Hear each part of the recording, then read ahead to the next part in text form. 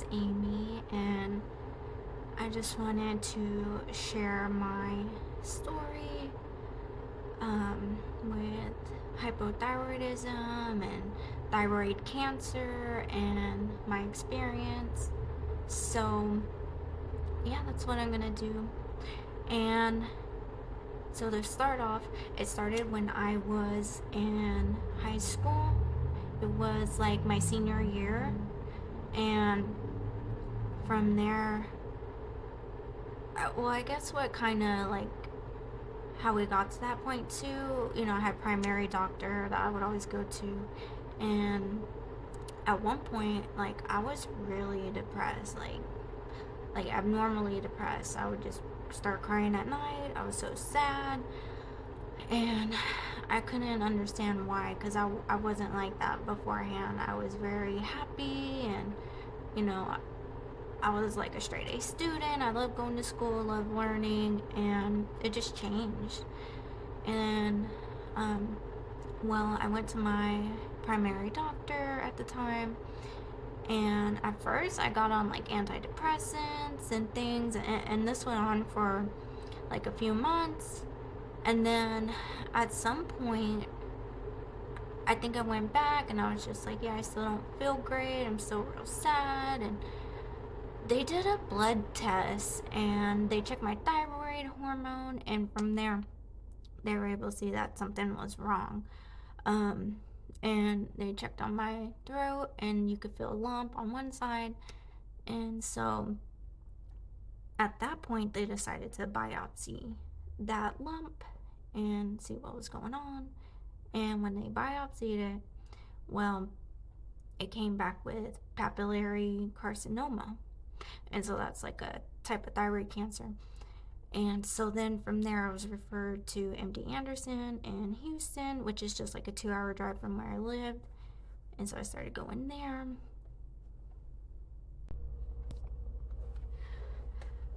Okay, so yeah, MD Anderson, we started going there in Houston. And I feel like it was more stressful on my mom and my stepdad than it was for me at the time. I was young, and they were just worried about me and everything. And so from there, let me think. And we went to MD Anderson, and they kind of just did more scans to have a look at it and, really see what's going on. And I got introduced to an endocrinologist there, and then also my surgeon. And, they came up with the game plan. And from there, they decided to totally remove my thyroid. And so we got that scheduled, and that was very quick process from the biopsy going towards MD Anderson. That like only took a few weeks. So yeah, so I went to get the surgery done, and that was not painful or anything. Like even after surgery, I don't feel like I was in pain, but I did have complications after that. And what that was after the surgery was done, they released me like very quickly from MD Anderson. I think it was only like a day. And so I went home, and on the drive home, my hands were getting like real tingly. So were my feet, like my extremities were just so tingly and they felt weird. And I got home, and a few hours later, it went from tingly to like very numb. I could not feel my hands, I could not really feel my feet. So I knew something was wrong, and I let my mom know. So that day I ended up back in the hospital, but in my hometown. And from there they checked, we told them my history and everything, and they said it could be calcium, because there's your parathyroids, and they help your calcium function, and your muscles need calcium and things of that nature. And whenever you have thyroid surgery and they remove it, sometimes they bump those parathyroids, and that could cause this issue. And so I was having to start to take calcium. They admitted me, and so yeah, I was in, I think, like critical care, because it was really bad. like it had gotten really bad. They said my calcium levels are super low, and you could go into like cardiac arrest if that stays that way. So yeah, it was very serious.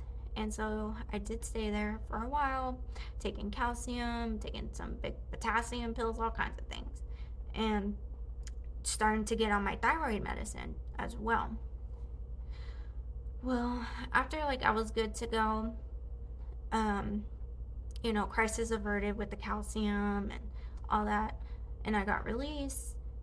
It was still very difficult because it took a while to get the right thyroid hormone dosage. And so after the surgery, I was really tired. I was so tired all the time. I just wanted to sleep. Um, and I just like started my senior year, and I would go to school. I would wake up tired. I would try to be falling asleep in my classes. Like, I was out of there. And this went on for months. Like, it took months to get the right dosage. And once I finally did, I did feel a lot better. And that took months, like being on the thyroid dosage correctly to even start feeling better. Like, this, it was a very long process. And I did also start going to therapy because it was really hard, because I didn't feel like the same person anymore after. And I talked to my therapist, like, I felt like I'm trapped in this body that like I don't want to be. Like, mentally I wanted to be doing so much more, but I just couldn't. I was so tired. So that really helped, going to therapy and things of that nature. And then, yeah, after a while I started to feel good. I still have really bad brain fog, and that's just like a thing when you're hypothyroid. You could get very bad brain fog. And like, it was probably like 2 years after I started like really working out. I was in like my young 20s, and I really got into that, and that was like the best I had felt in a long time. Once I started to really get into working out daily, going to the gym, I felt great. Um, my dog. Anywho, whenever I stopped doing that, I did start to feel, more tired, more lethargic, but not like as bad as it was like post surgery. Um, and I am older now, so I kind of got like more sedentary, however you say it, but I wasn't as active. And so yeah, it takes a lot. You need to go to your doctor. Sometimes more than just a primary doctor, you really should be going to an endocrinologist to really get all the tests done that you need to get done and make sure that everything's looking good. And endocrinologists also really listen to what you're saying, like how you're feeling and things of that nature, whereas primary doctors may not know as much, especially when it comes to the endocrine system. So yeah, I would definitely recommend getting an endocrinologist that you like, that really listens to you and your symptoms and how you're feeling.